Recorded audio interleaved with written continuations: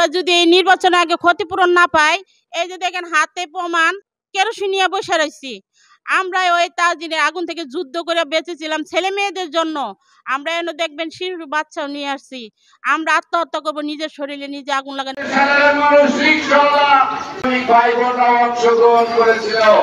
আমার নাম মাহমুদুল, তাজরিনের আহত শ্রমিক। যেদিন আগুন লাগে আমি 3 তলায় ছিলাম। অনেক কষ্ট করে জানলা ভেঙে বের হয়েছি। বের হওয়ার পরে আমার 2 পায়ে ভেঙে যা, এখন ইনজুরি আছে। আমরা অনেক জীবনযাপন করতেছি, খুব নিম্নভাবে জীবনযাপন করতেছি। আমাদের অনেক কষ্ট, আমাদের ক্ষতিপূরণ চাই। আমরা ক্ষতিপূরণ না পেলে আমাদের অনেক বাচ্চা কাচ্চা নিয়ে অনেক কষ্টে আছি, লেখাপড়া কষ্টে আছি, খাইতে পারি না, চাকরি নাই। এজন্য আমাদের সরকারের কাছে দাবি, এবং হ্যাঁ যারা আছে এগুলো আপনার কাছে দাবি, আমাদের জানে আমরা ক্ষতিপূরণটা পাই। দয়া করে আমাদের ক্ষতিপূরণটা দিবেন, এটি আমাদের দাবি। আমার নাম জরিনা। আপনারা জানেন 2012 সালতে আমরা যে দাবিগুলা করে আসছি, আমাদের প্রথম দাবি হইল এক জীবনের সমতুল্য ক্ষতিপূরণ এবং পুনর্বাসন এবং ফ্যামিলি সহকারে দীর্ঘমেয়াদী সুচিকিৎসা এবং মালিকের দৃষ্টান্তমূলক শাস্তি। আপনারা দেখেন, একজন মানুষ যদি মার্ডার করা হয় তার ফাঁসির রায় হয়, আর আমাদের 114 জন শ্রমিক ঘটনাস্থলে জীবিত পুড়ে মারছে। আমরা আজ পর্যন্ত বিচার পাই নাই, ক্ষতিপূরণ পাই নাই, পুনর্বাসনের সুবিধা পাই নাই।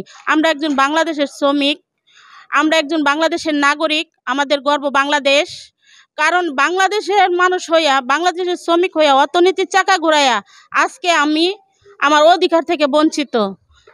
16 বছর আগে যে স্বৈরাচারী সরকার আসছিল, উনিও কিন্তু আমাদের একই আশ্বাস দিছিল, বিষয়টা দেখতেছি, তোমাদের পুনর্বাসন করতেছি, তোমাদের টিসিবির কাট করে দিব।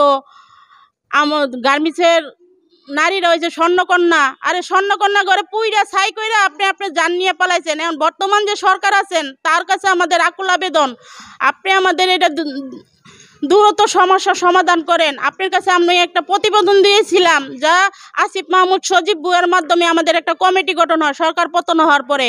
আপনি আমাদেরকে আশ্বাস দিয়েছেন, আমাদের ফাইলটা কই রাখছেন আমরা জানি না। আমাদের ফোন দিলে মন্ত্রণালয়ের হুমায়ুন স্যার সচিব উনি বলেন কি যে আমরা তো দিয়ে দিছি জমা, তো আমাদের কোনো কাজ নেই, আমাদের কমিটির কাজ শেষ, এটা সরকারের কাজ। আপনি সরকারের কাজ, আপনি তো সরকারের একজন লোক, তাহলে ফাইলটা সই করে আনতে আপনার কিসের সমস্যা? আমাদের যদি দাবিগুলা এই সরকার না মাইনা নেয়, আর আমরা যদি এই নির্বাচনের আগে ক্ষতিপূরণ না পাই, এই যে দেখেন হাতে প্রমাণ, পেট্রোল কেরোসিন নিয়ে বসে রয়েছি। আমরা ওই তাজদিনের আগুন থেকে যুদ্ধ করে বেঁচেছিলাম ছেলে মেয়েদের জন্য। আমরা এনে দেখবেন শিশু বাচ্চাও নিয়ে আসছি। আমরা আত্মহত্যা করবো নিজের শরীরে নিজে আগুন লাগানো, কারণ আমাদের বাংলাদেশের সরকারের কাছে আমরা বিচার পাই না। শ্রম মন্ত্রণালয় থেকে এমনকি প্রধান উপদেষ্টা কার্যালয় থেকে যতদিন আমাদের ডিসিশন আমরা ফাইনালি না পাবো, ততদিন আমরা এখান থেকে উঠবো না। হয় আমরা এই যে আমাদের মৃত্যুর জন্য আমরা আর বাঁচতে চাই না, কারণ আজকে 13টা বছর শেষ হয়ে 14 বছরে পড়ছে। আমরা লড়াই সংগ্রাম করতে করতে আমরা এখন ক্লান্ত।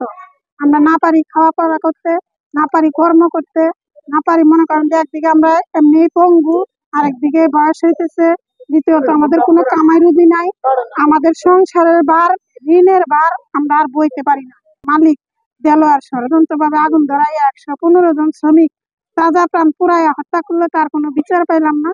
আর এতগুলা মানুষ আমাকে আহত পঙ্গু করে আমরা রাস্তা রাস্তা ঘুরতেছি, আমরা তার বিনিময়ে কোনো ক্ষতিপূরণ পাইলাম না, ভালো কোনো চিকিৎসা পাইলাম না। আমরা আজ করোনার পাত্র হয়ে ঘুরতেছি, আমরা আর করোনার পাত্র হইতে চাই না, প্রতারণার শিকার হইতে চাই না। আমরা সঠিক সিদ্ধান্ত চাই, আমরা পরবর্তী ডিসিশনে যে আমরা এই জায়গায় যেহেতু পঙ্গু হয়েছে আমরা আর বাঁচতে চাই না, আমাদের নিজের আত্মহত্যা নিজে হয়ে দাঁড়ায়। এই ভবনে আপনার মনে করেন যে আগে মালিকের একটা কাভার ভ্যান ছিল পুরাতন, সেটা বিক্রি করে দিছে, এখন মালিক এটা গাড়ির গ্যারেজ বানাইছে, এটা ভাড়া দেয়, মালিক ভাড়া নেয়। মালিকের কেয়ারটেকার আছে, সে এগুলা পরিচালনা করে। যে জায়গায় বছরে একদিন এত এত শ্রমিক মারা গেল, শ্রদ্ধা নিবেদন করতে গেলে আমরা লড়াই সংগ্রাম করতে হয়, তালা ভাঙতে হয়, অনেক যুদ্ধ করতে হয়, আমাদেরকে তালা খুলে দেওয়া হয় না। সেই ভবনে গাড়ি ভাড়া দেওয়া হয়, ডেকোরেশনের মাল ভাড়া দেওয়া হয়, কত কিছু করা হয়। তাহলে কেন যে জায়গায় আমরা এত শ্রমিকের প্রাণ গেল, যে জায়গায় আমরা এত এত শ্রমিক পঙ্গু রাস্তা রাস্তায় ঘুরি, সে জায়গায় আমাদের অধিকার নাই কেন? আমরা এটাও জানতে চাই। আমি তাজদিন ফ্যাশনের আহত শ্রমিক মোহাম্মদ হাসান মিয়া আকাশ। আমি 3 তলা সুইং লাইনের বিলাইনের সুইং সুপারভাইজার। আমাদের দাবি, আমরা প্রতি বছরই এই 12-13 বছর যাবৎ যখন এই 24শে নভেম্বর আসে তখনকার আমাদের খোঁজ খবর নেওয়া হয় 1-2 মাস আগে থেকে। এর আগে কোনো খোঁজ খবর নেওয়া হয় না। আমাদের এই পর্যন্ত আমরা দাবি জানিয়ে আসছি, আমাদের আহত যারা হয়েছে এদের দীর্ঘমেয়াদী সুচিকিৎসা এবং এক জীবন আয়ের পরিমাণ ক্ষতিপূরণ এবং আমাদের পুনর্বাসন। আর সেই সাথে এই দোষী মালিকদের দৃষ্টান্তমূলক শাস্তি, যে আমার মতো কোনো শ্রমিক যেন কর্ম করতে আইসা সারা জীবনের মতো পঙ্গু হয়ে না বেড়ায়। আমরা দেখছি যে আমার লাইনে যত হেল্পার বা অপারেটর অনেকের আমার লাশ পাইছি না, সেই যাতে কোনো মায়ের বুক খালি না হয়। আর আমরা এখানে আজও বসে আছি, আমাদের এই 12 থেকে 13 বছর পর্যন্ত যে আমাদের বলে আসছে যে আমাদের ক্ষতিপূরণ, পুনর্বাসন, সুচিকিৎসা এদের মুখেই রয়ে গেছে, আজও পর্যন্ত কার্যকর হয়নি। স্বৈরাচারী সরকার পতন হওয়ার পর গত 24শে নভেম্বরে আমাদের সচিবালয় ওখান থেকে আমাদের ডাক দিল। আমরা এখানে 3 দিন থাকার পরে বলে আপনারা আসেন, আপনাদের সাথে কথা বলি, দেখে আপনাদের কি আমরা কতটুকু করতে পারি। আমাদের সচিবালয় নিল, মানে 5 জন গেলাম, আমাদের ওখানে বসে কথাবার্তা বললো দেখেন আপনাদের ফাইল বা আপনাদের কাগজপাতি আমরা ক্লিয়ার করেছি, আপনাদের খুব শীঘ্রই আপনাদের কাছে যথেষ্ট পরিমাণ আমরা যতটুকু দেবো আশা করি আপনারা চলে ফিরে খাইতে পারবেন। ওইখান থেকে উঠে যাওয়ার পর আমরা এখান থেকে উঠে যাই। উঠে যাওয়ার পরে আর তার আর এই পর্যন্ত আজ পর্যন্ত কোনো খোঁজ খবর নেয়নি। আমরা গেলে খোঁজ খবর বলছে এরা আর এক জায়গায় দিচ্ছি, অমুকখানে দিচ্ছি, মানে এইভাবে আমাদেরকে হয়রানি এই 12-13 বছর পর্যন্ত আমাদের করছে। আজ আমরা 24শে নভেম্বর, আজ আমরা এখানে বসছি। যদি তো যতক্ষণ পর্যন্ত আমাদের এই দাবিগুলো পূরণ না করা হবে ততক্ষণ পর্যন্ত আমরা তো এখান থেকে উঠবো না।